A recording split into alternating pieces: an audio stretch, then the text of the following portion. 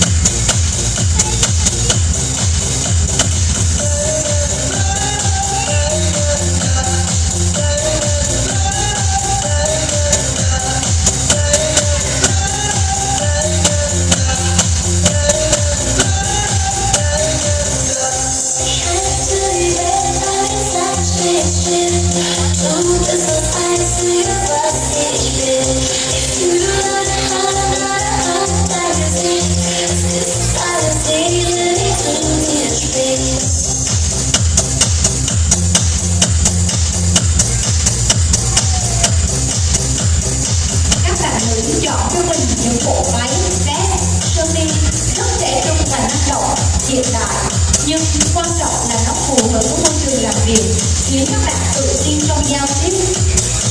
Các bạn nam với vẻ ngoài chỉnh chu, lịch sự trong trang phục vest công sở vừa trang trọng, nhưng khi cần cũng có thể thay đổi sự linh hoạt trong công việc.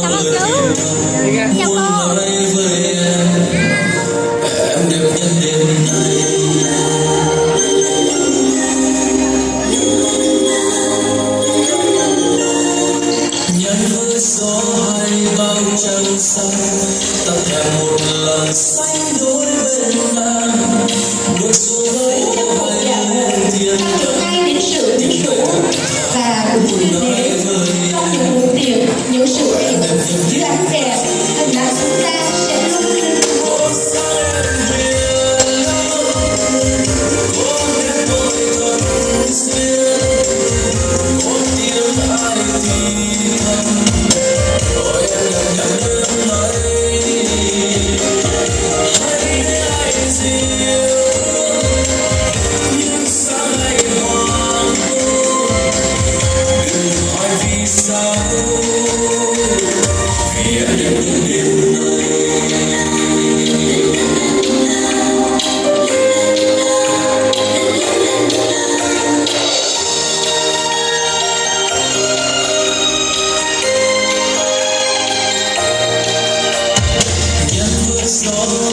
Hay bao trăng sao ta thèm một lần sánh đôi bên nàng, bước xuống phố hay lên thiên thang, tim lại thật thà muốn nói với em, em đẹp nhất đêm nay.